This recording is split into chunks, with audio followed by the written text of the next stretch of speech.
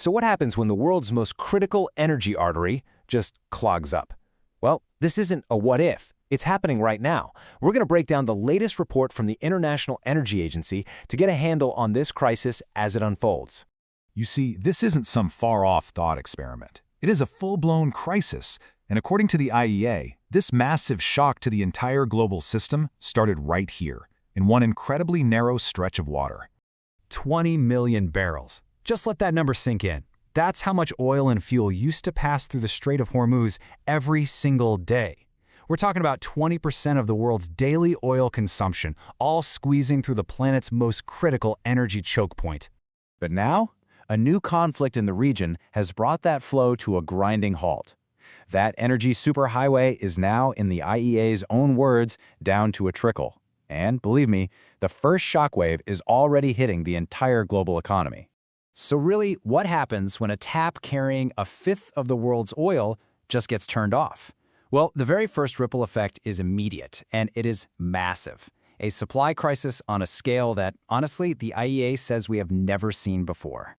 And look, the IEA is not mincing words here. They're calling this, and I'm quoting, the largest supply disruption in the history of the global oil market. This isn't just a bump in the road, folks. This is completely uncharted territory. And that has this insane knock-on effect. It's forced major producers, think Saudi Arabia, the UAE, Kuwait, to slash their output by a staggering 10 million barrels a day. The reason is actually pretty simple. Tankers can't get out, so their storage tanks are full. They literally have nowhere else to put the oil. But it gets worse, because this isn't just about raw crude oil sitting in a tank somewhere. The crisis is paralyzing the next absolutely crucial step in the chain. The refineries that turn that crude into the gasoline, the diesel, and the jet fuel our world actually runs on.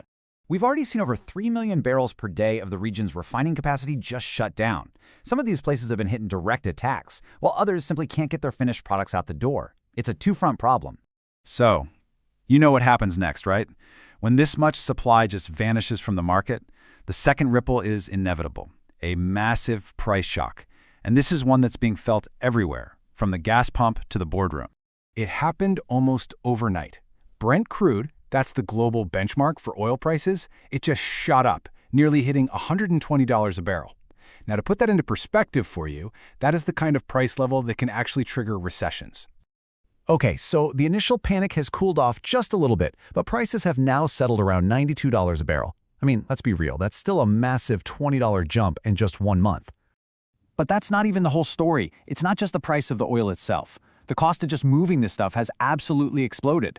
With ships being forced to take much longer, more dangerous routes to avoid the conflict, shipping rates have gone through the roof. Get this, the cost to charter one of the world's largest oil tankers has surged to over 6 times the 5-year average. And you better believe that every penny of that extra cost gets baked right into the price of every single barrel that finally makes it to us. All right, so these are big abstract numbers. But why should you care? Well, this next ripple is where it stops being about markets and traders and starts being about our daily lives. Let's just start with air travel. The report shows that flight cancellations at major hubs in the Middle East have approached 100%. 100%. The entire region is basically paralyzed. And of course, those disruptions are now grounding flights as far away as Asia and Europe. And the fallout just cascades from there. Airlines are facing absolutely crippling jet fuel costs. Millions of families in India and East Africa who rely on imported LPG just to cook their food are at risk. A key ingredient for making plastics is suddenly in short supply. In tighter diesel markets, that just means it costs more to move pretty much everything, by truck, train, or ship. So what's being done about all this?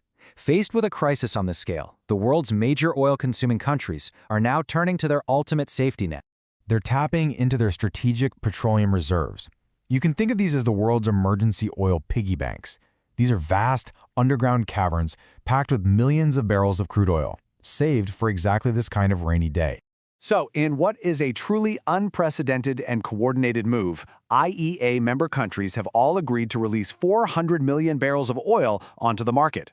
The goal here is pretty straightforward: provide a much-needed buffer, calm the price panic, and just give the world some breathing room. Okay, so releasing that much oil is a powerful move, no question. But, and this is a really big but, the IEA report ends with a pretty critical warning. The IEA calls this a stopgap measure. In other words, it's a bandage, not a cure.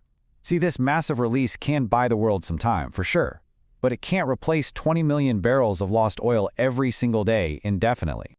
And that leaves us right back where we started, with one massive lingering question.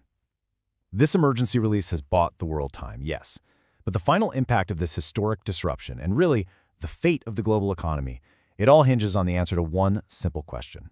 How long will the world's most vital energy artery remain closed for business?